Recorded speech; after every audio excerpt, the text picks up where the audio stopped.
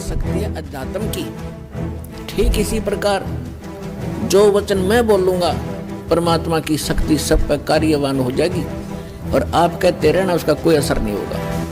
इस दास के ऊपर दया हुई है, संघर्ष बहुत करना पड़ रहा है, लेकिन परमात्मा का साथ जिसके साथ होता है वो हार नहीं होती उसकी, क्योंकि हमारा उद्देश्य कल्याण है। पर पूरे विश्व का कल्याण लेकर चल रहे हैं हम, पूरे मानव का कल्याण होगा, पूरे प्राणियों का कल्याण होगा।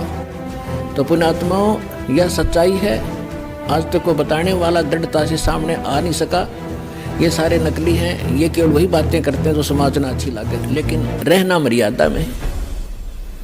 और मर्यादा में भी तभी रहोगे जब आपको यहाँ का दुख दिखेगा और वहाँ के सतलोक के सुख का आपको आभास होगा।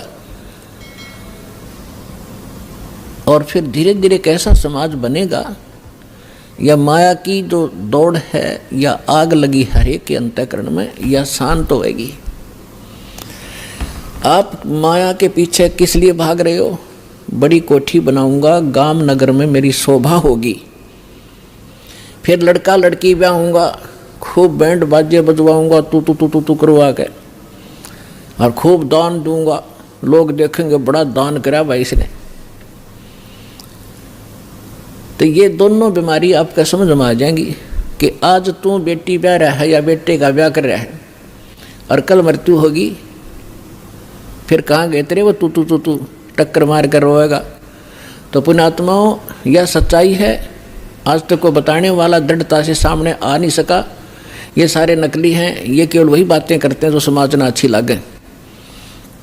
वो डॉक्टर नहीं होता जो ब्लड प्रेशर के मरीज को, हाई ब्लड प्रेशर के मरीज को कह घी खा ले छक्के, वैसे खा कोई दिक्कत नहीं, वो दुश्मन है उसका। तो पुण्यात्मा इसी प्रकार के जितने भी हैं ये सच्चाई नहीं कह सके, क्योंकि उनके ऊपर परमात्मा कबीर का पंजा नहीं था। इस दास के ऊपर दया हुई है, संघर्ष बहुत करना पड़ रहा है, लेकिन परमात्मा का साथ जिसके साथ होता है वो हार नहीं होती उसकी, क्योंकि हमारा उद्देश्य कल्याण है। पर पूरे विश्व का कल्याण लेकर चल रहे हैं हम, पूरे मानव का कल्याण होगा, पूरे प्राणियों का कल्याण होगा। क्योंकि जैसे आज ये परमात्मा की वाणी है, इसमें इतनी शक्ति है जो स्वयं परमेश्वर ने आके बोली है। उसके बाद फिर गरीबदास जी के माध्यम से जो वाणी बुलवाई है उन्होंने वही वाणी एजडिन दे दी, और उस वाणी को फिर दास बोल रहा है। यानी अधिकारी के द्वारा जो वाणी बोली जाती है उसका असर होता है। पहले भी आपको बहुत बार सुनाया है, जैसे एक राजा की पत्नी एक शिष्य थी संत की। राजा इसका विरोधी था कि ये गुरु बनाने की आवश्यकता नहीं होती, राम राम घर बैठ के कर ले। तो राजा के इस भ्रम को निवारण के लिए संत ने एक थोड़ा सा एक फार्मूला अपनाया था। राजा गया उस संत के आश्रम में अपनी पत्नी के साथ कि महाराज क्या गुरु बनाना जरूरी होता है क्या? क्यों मूर्ख बनाते हो जनता को? भगवान घर बैठ कर बज सकते हैं, कोई भी कर ले राम राम, कितना राम नाम ले ले।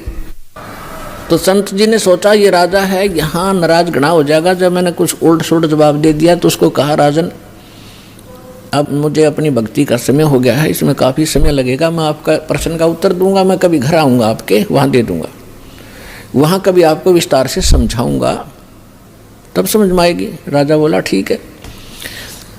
दिन निश्चित हुआ, राजा बैठ गया सिंहासन पर जच के, संत के लिए आसन लगवा दिया। आने की इंतजार थी कि कब आएंगे संत, अभी आने वाले हैं। सामने सैनिक बॉडीगार्ड खड़े थे, वजीर खड़े थे, कुछ बैठे थे। जब संत पहुंचे वहां पर और वहां उपस्थित सभी सैनिक जो खड़े थे उनको कहा संत ने कि ए सैनिकों, ए सिपाहियों, इस व्यक्ति को अरेस्ट करो। राजा की तरफ संकेत किया। अब वो सिपाही सोच रहे थे ये मंदबुद्धि व्यक्ति क्या बकवास कर रहा है। उस संत ने दूसरी बार फिर कहा, तीसरी बार फिर कहा, लेकिन कोई टस से मस नहीं हुआ। राजा ने सोचा इसका दिमाग खराब हो गया इस संत का, ये मेरा राज हथियाना चाहता है।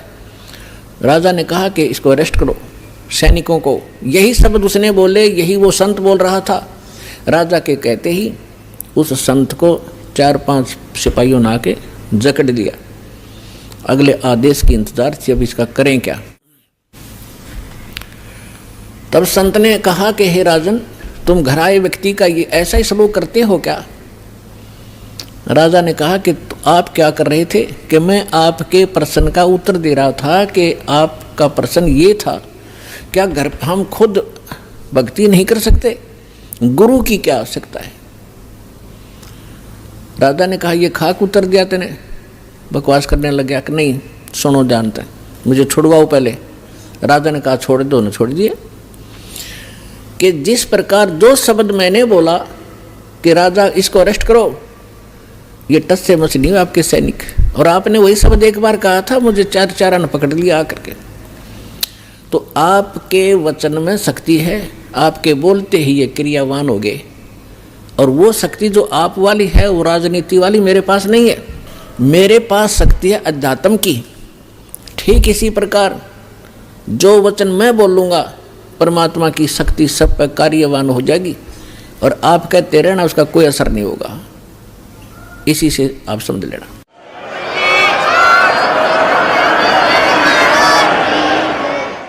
तो इसी प्रकार ये दास उस परमात्मा का कृपा पात्र है, उसी की कृपा से ये सच्चा ज्ञान आप तक पहुंच पा रहा है। तो उस परमात्मा का आदेश और फिर इस दास के मुख से आगे चलेगा, ये सर्व प्राणियों का कल्याण करेगा। इसका तरीका देखो, परमात्मा ने कैसा एक अनोखा तरीका अपनाया है। कैसे चिप बनवा दी, मेमोरी कार्ड जिसको कहते हो, टेलीविज़न प्रोजेक्टर बनवाए, इंटरनेट वेबसाइट यूट्यूब बनवा दी।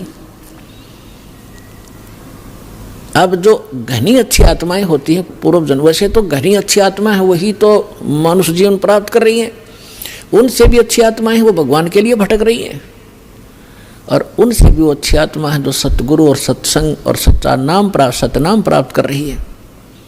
तो आप जो सतलोक आश्रम बरवाला जिला हिसार हरियाणा में आ रहे हो, ये तीसरे नंबर की सर्वश्रेष्ठ आत्माएं हो, जो आपको शीघ्र से परमात्मा का ये मार्ग ठीक मिल गया। तो जो अन्य भी हैं उनके लिए परमात्मा ने ये तरीका अपनाया है सर्व प्राणियों के कल्याणार्थ। ये वाणी जो दास बोल रहा है रिकॉर्ड हो रही है, मेमोरी कार्ड बन रहे हैं, टीवी पर चल रहे हैं, आप घर पर चलाते हो, पशु पक्षी भी होते हैं, चींटियां भी होती हैं, मच्छर माखी भी होती हैं, उन सब के ऊपर ये वाणी अपना प्रभाव करेगी। काल ने जैसा जुल्म किया था उतना ही उससे भी आदि कर रहे हैं अब परमात्मा ने अपनी आत्माओं पर किया है। चींटी से लेकर हाथी तक, रंग से लेकर राजा तक, ये सारे कबीर परमात्मा की बच्चे आत्माएं हैं। इस काल ने हमारा उलिया बिगाड़ दिया, हमारी दुर्गति कर दी, कुत्ते गधे सूर बना कर हमें क्या डंगा खिला रहा है, और हम क्या खाते थे सतलोक में, कैसे रहते थे, कैसा सुख था वहाँ पर। अब आप तो भूल भाल गए, हम सब भूल भाल गए, भगवान ना कर फिर जगाए, यथार्थ ज्ञान को बताया। उससे पहले काल ने परमात्मा और सतलोक का नाम लेकर, कबीर जी का नाम लेकर के, और फिर और दूना ज्ञान फैलवा दिया। तो ये सभी उस परमेश्वर की आत्माएं हैं, उनके लिए परमात्मा ने ये समय फिक्स कर दिया था कि चौथा युग जब कलयुग आई तब हम अपना अंश पठाई।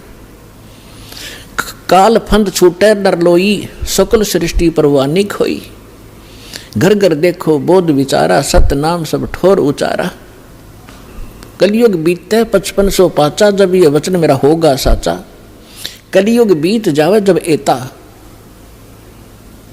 परमात्मा ने कहा है कि सर्व प्राणी, सकल सभी प्राणी परम